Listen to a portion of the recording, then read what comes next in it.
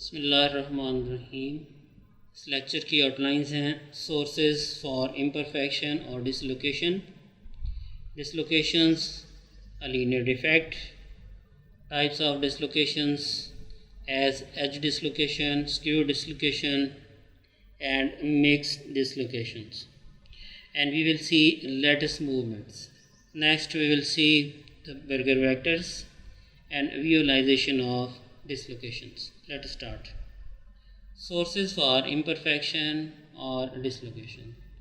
All crystalline materials, whether they are metals, ceramics or polymers, contain some dislocations that were induced during solidification. The process of solidification, इसमें imperfections बनती हैं.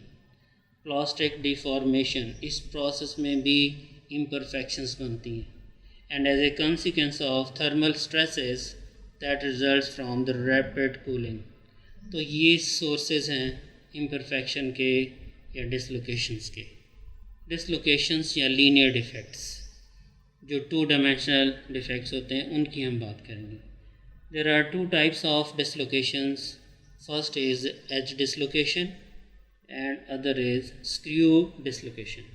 And the next dislocation will be the mixture of edge dislocation and skew dislocation. Edge dislocation.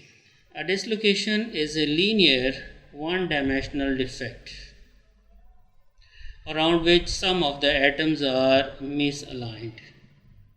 आप देख सकते हैं कि यहाँ पे एक एज डिसलोकेशन है, ये देखें ये एज डिसलोकेशन है और around which some of the atoms are misaligned. इसमें एटम्स जो हैं वो मिसअलाइंड हैं. अगर आप देखें तो ये देखें एक लाइन बन रही है, एक लाइन है और यहाँ पर देखें एक लाइन ये है. तो इस एज डिसलोकेशन के गिर्द जो एटम्स हैं वो मिसअलाइंड है. One type of the dislocation is edge dislocation. इसमें जो एक तरह की डिसलोकेशन है उसे हम कहते हैं edge dislocation. An extra portion of the plane of atoms or half plane the edge of which terminates with the crystal. आप देखें इस क्रिस्टल में ये एक हाफ प्लेन है जो इंट्रोड्यूस हो गया है,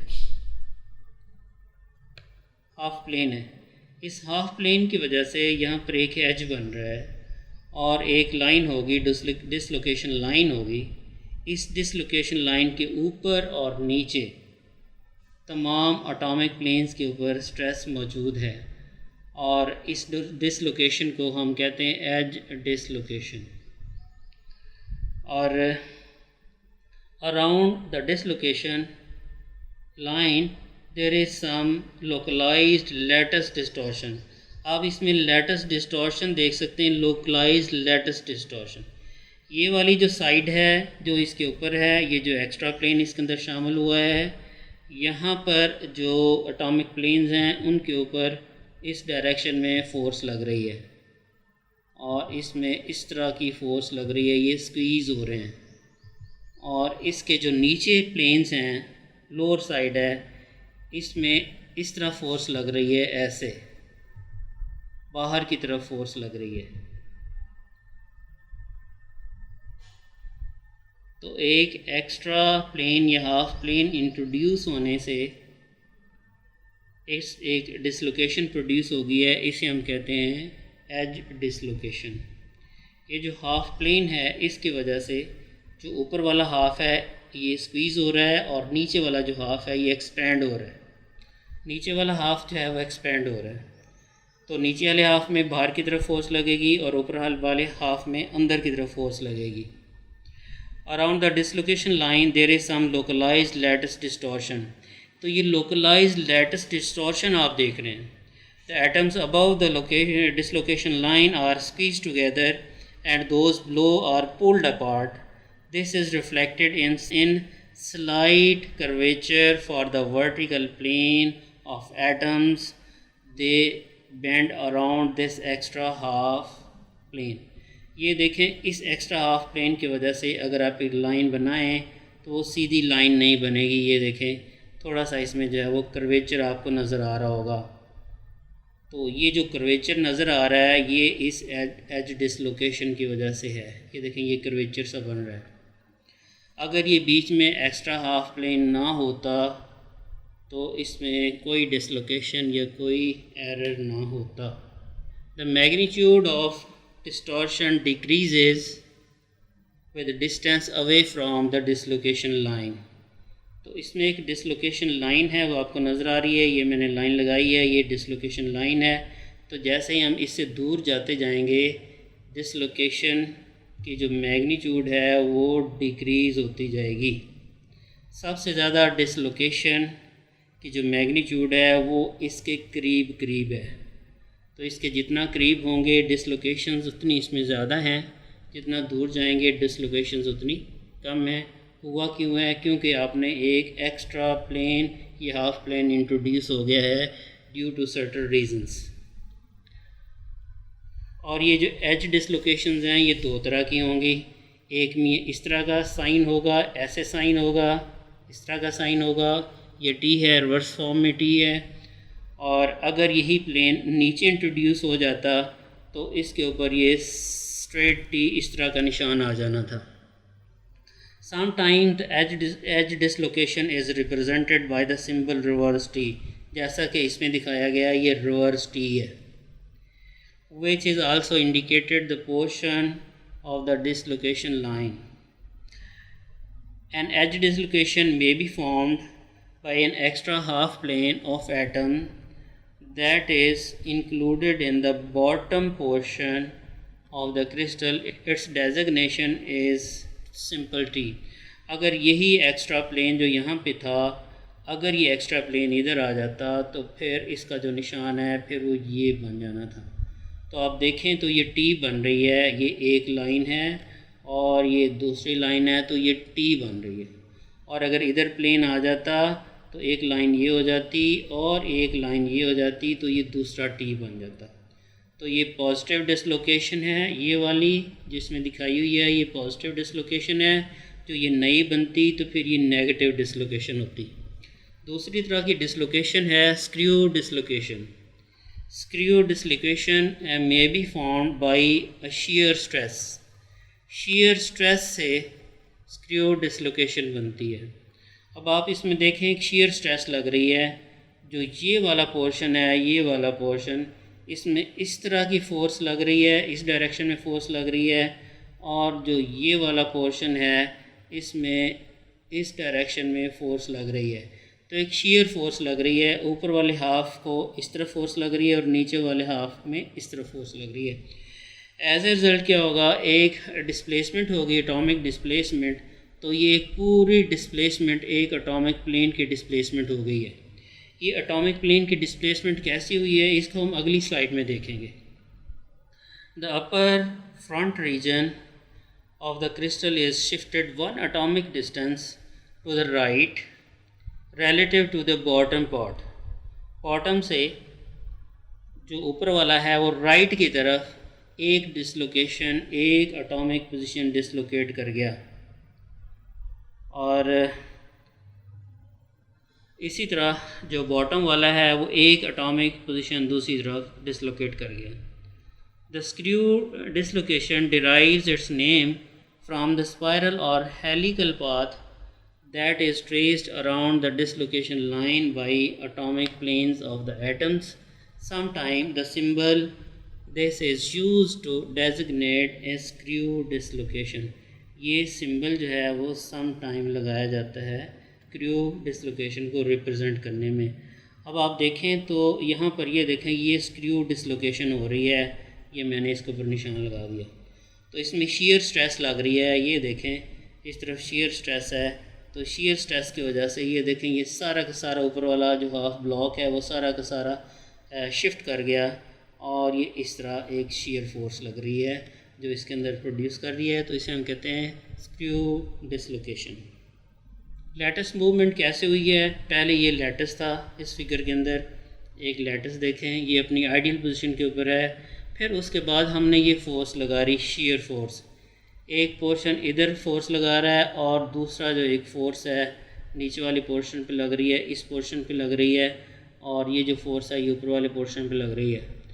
तो देखें तो थोड़ी देर के बाद ये इसका जो एटॉमिक प्लेन था जिसकी इसके साथ बॉन्डिंग थी, इसके साथ ये बॉन्डिंग हो रही थी, तो फोर्स लगने की वजह से ये बॉन्डिंग ब्रेक हो गई और इस प्लेन ने बॉन्डिंग अब इसके साथ नेक्स्ट के साथ बॉन्डिंग कर ली फोर्स की वजह से, शेयर फोर्स की वजह से। तो इसके अंदर एक एक्स्ट्रा हाफ प्लेन इंट्रोड्यूस हो गया है। अब अगर ये फोर्स लगती रहे तो थोड़ी देर के बाद ये जो हाफ प्लेन है ये आगे शिफ्ट हो जाएगा, और अगर ये लगती रहे तो फिर ये देखें ये आगे मूव कर गया और फिर ये फर्दर आगे मूव कर गया, और एट द लास्ट देखें सारा का सारा जो हाफ प्लेन है वन एटॉमिक पोजीशन स्विच कर गया। जैसे कि इस फिगर में दिखाया गया था कि एक शेयर फोर्स लग रही थी यहाँ पे लग रही थी, यहाँ पे लग रही थी, तो इन्होंने एक एटॉमिक पोजीशन जो है वो पूरे क्रिस्टल को, एक मटेरियल को स्विच कर दिया। तीसरी तरह की डिसलोकेशन होगी, उसे हम कहेंगे mixed dislocation. Most dislocations found in the crystalline material are probably neither pure edge nor pure screw। ना तो वो प्योर एज होंगी ना वो प्योर स्क्रू होंगी, but exhibits components of both। These are termed as mixed dislocations। तो इसमें दोनों होंगी, स्क्रू भी होंगी और प्योर भी होंगी। The lattice distortion is produced away from the two faces is mixed, having varying degree of screw and edge character। तो इस डिसलोकेशन में आप देख सकते हैं ये स्क्रू भी है, आप यहाँ से देखें आपको नज़र आएगा स्क्रू नज़र आएगा, और ये आपको नज़र आएगा एज डिसलोकेशन। तो इसके अंदर स्क्रू भी मौजूद है और एज डिसलोकेशन भी मौजूद है। बर्गर वेक्टर्स, अब इस टॉपिक में ये इंपॉर्टेंट चीज़ है बर्गर वेक्टर्स। बर्गर वेक्टर्स क्या चीज़ हैं? The magnitude and direction of lattice distortion. ये लैटिस डिस्टॉर्शन को रिप्रेजेंट कर रहे हैं। In a crystal lattice is termed as Burger vector denoted by B. ये बर्गर वेक्टर्स हैं, पहले ऊपर भी आ रहा था, ये देखें बी इन्होंने दिखा दिया यहाँ पर, ये देखें ये बर्गर वेक्टर है बी ऊपर, ये देखें इस फिगर में भी ये देखें ये बर्गर वेक्टर आ रहा है। तो ये बर्गर वेक्टर्स हैं जो डिसलोकेशन की मैग्नीट्यूड और डायरेक्शन को रिप्रेजेंट करते हैं। अभी हम बर्गर वेक्टर्स को ड्रा करेंगे और देखेंगे कि हम इसको कैसे फाइंड कर सकते हैं। Burger vector is a displacement vector. अब इसकी ये डेफिनेशन है कि ये डिस्प्लेसमेंट वेक्टर है that closes the loop when traversing an equal number of lattice steps. Equal number of lattice steps को, equal number of lattice steps को हम ट्रैवर्स करेंगे और हमारे पास एक वेक्टर आ जाएगा, उसकी जो मैग्नीट्यूड और डायरेक्शन है वो डिसलोकेशन की मैग्नीट्यूड और डायरेक्शन को रिप्रेजेंट कर रही होगी। The nature of dislocation, whether the dislocation is edge, screw और mixed, is defined by the relative orientation of dislocation line and burger vectors. तो ये अब दो चीज़ें आ गई हैं, इसके अंदर एक डिसलोकेशन लाइन है और एक बर्गर वेक्टर है। For any edge they are perpendicular. Edge dislocation के लिए डिसलोकेशन लाइन और बर्गर वेक्टर परपेंडिकुलर होंगे, whereas for the screw they are parallel. तो स्क्रू डिसलोकेशन में दोनों पैरेलल होंगे, डिसलोकेशन लाइन और burger vectors. They are neither perpendicular nor parallel for a mixed dislocation। Mix dislocation के अंदर ना ये पैरेलल होंगे ना ये परपेंडिकुलर होंगे। तो बर्गर वेक्टर्स को बनाने की हम कोशिश करते हैं। आप देखें यहाँ पर एक परफेक्ट क्रिस्टल है, ये परफेक्ट क्रिस्टल है यहाँ पे, और आपने इसके ऊपर कोई फोर्सेस एक्सर्ट की हैं, तो फोर्सेस एक्सर्ट करने के नतीजे के अंदर इसमें एज डिसलोकेशन प्रोड्यूस हो गया है, इसमें एज डिसलोकेशन आ गई है, इसके अंदर एज डिसलोकेशन मौजूद है जो कि इसका हाफ प्लेन रिप्रेजेंट कर रहा है।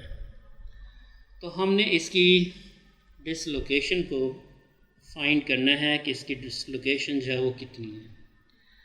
तो ये देखें ये रिप्रेजेंट कर रहा है, ये उल्टी टी है और ये रिप्रेजेंट कर रहा है पॉजिटिव एज डिसलोकेशन को।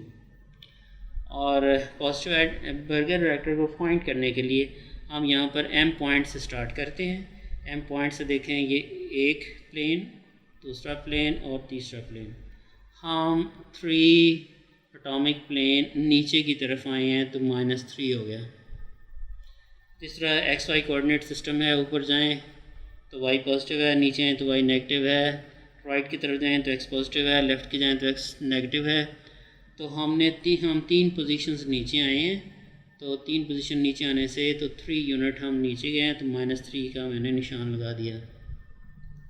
इस तरफ आएँ, ये देखें 1, ये 2, ये 3, ये 4, इस तरफ हम 4 आए हैं, इस डायरेक्शन में हम आए हैं 4, तो ये -4 है, -4 हम इस डायरेक्शन में आए हैं, -3 हम नीचे आए हैं, -4 हम लेफ़्ट की तरफ जाए हैं। तो जितने यूनिट हम लेफ़्ट की तरफ गए हैं उतने की तरफ राइट की तरफ जाएंगे, जितने डाउनवर्ड आए हैं उतने ही हम अपवर्ड जाएंगे। अब हमने अपवर्ड जाना है, अपवर्ड 3 हम नीचे आए हैं तो 3 यूनिट हम अपवर्ड जाएंगे। ये देखें, ये 1 हो गया, ये 2 हो गया, ये 3 हो गया। ये देखें +3 हम अपवर्ड मूव कर गए। और लेफ़्टवर्ड हम 4 आए हैं तो हमें राइटवर्ड भी 4 जाना पड़ेगा। ये देखें, ये 1 है, ये 2 है, ये 3 है और ये 4, हम यहाँ पर पहुँच गए। और अब बीच में स्पेस बच गई, ये वाली जो स्पेस है ये बच गई।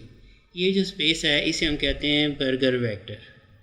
Burger vector is a displacement vector that closes the loop. इसने लूप को क्लोज़ किया है when traversing an equal amount of lattice steps। तो equal amount of lattice steps हमने ट्रेवर्स किए हैं और इसने लूप को क्लोज़ किया है, तो ये बन गया बर्गर वेक्टर। तो ये जो बर्गर वेक्टर है इसकी मैग्नीट्यूड और डायरेक्शन डिसलोकेशन की मैग्नीट्यूड और डायरेक्शन को इंडिकेट करती है। ये तो था एज डिसलोकेशन। अब आप स्क्रू डिसलोकेशन में बर्गर वेक्टर को फाइंड कर सकते हैं। ये स्क्रू डिसलोकेशन है जो नज़र आ रही है, और इस स्क्रू डिसलोकेशन में आप देख सकते हैं इस पोर्शन में जो फोर्स है वो इस तरफ लगाई जा रही है, और ये जो फोर्स है इसकी डायरेक्शन ये होगी, ये एक शीयर फोर्स है जो इसके ऊपर लग रही है। और यहाँ पर देखें इसमें ये स्क्रू डिसलोकेशन प्रोड्यूस हो गया है और ये स्क्रू डिसलोकेशन है इसके अंदर। इसका भी बर्गर वेक्टर जो है वो हम फाइंड करते हैं, और बर्गर वेक्टर में हम यहाँ से चलते हैं। ये हमारा इनिशियल पॉइंट है, हम ये देखें ये 1 आ गया, ये 2 आ गया, 2 यूनिट इस तरफ आ गए, तो ये आ गया जी +2 हम इस तरफ चल पड़े हैं +2। अब नीचे आ जाएं, ये देखें ये 1 है, ये 2 है, ये 3 है, ये 4 है, तो हम -4 नीचे की तरफ आए हैं, -4 यूनिट हम नीचे की तरफ आए हैं, y डैश की तरफ आए हैं, और +2 हम x की तरफ आए थे। अब हम इस तरफ जाते हैं उल्टी डायरेक्शन में। ये देखें n से हम आगे चलते हैं, ये देखें 1 और ये 2 और तीसरा यूनिट और ये चौथा यूनिट और ये 5 यूनिट हम इधर आए हैं, तो ये हो गया -5 अलॉन्ग x डैश में इस डायरेक्शन में हम आए -5। हम नीचे आए थे -4, हम ऊपर जाएंगे +4, ऊपर जा रहे हैं। देखिए 1 आ गया, ये 2 आ गया, ये 3 आ गया, ये 4 आ गया, ये +4 हो गया, ये +4 हम ऊपर चले गए। ये देखें ये +4 ऊपर चले गए, -4 हम नीचे आए थे, +4 ऊपर चले गए। अच्छा, लेफ़्ट साइड में हम -5 आए थे, तो हम राइट की तरफ भी -5 ही जाएंगे, तो -5 जाएं, यहाँ P पर पहुँच के ये आ जाएगा +5 जाएंगे, +5 में ये देखें ये आ गया 1 आ गया, ये आ जाएगा 2 आ जाएगा, और ये 3 +2 हम पहले ही इस डायरेक्शन में जा चुके हैं, तो ये +3 है, तो ये +3 +2 +5 हो गया, और -5 आप उल्टी डायरेक्शन में ट्रेवर्स कर गए, तो ये हमारा लूप पूरा हो गया। अब लूप तो हो गया, ट्रेवर्स तो हमने कर ली, इक्वल डिस्टेंसेस हमने कर ली x y में, लेकिन इसका लूप क्लोज नहीं हुआ, ये लूप क्लोज नहीं हुआ। तो burger vector is a displacement vector that closes the loop when traversing an equal number of lattice steps। तो ये लूप को क्लोज करने के लिए ये वेक्टर है और इस वेक्टर को हम कहते हैं बर्गर वेक्टर। डिसलोकेशन को आप विजुअलाइज भी कर सकते हैं। Dislocation can be observed in crystalline material using electron microscopic techniques. Figure shows a high magnification transmission electron micrograph. The dark lines are dislocations. इसमें आप डार्क लाइंस देखें इस माइक्रोग्राफ के अंदर, तो ये जो डार्क लाइंस हैं ये डिसलोकेशंस को इंडिकेट कर रही हैं। Thank you for watching.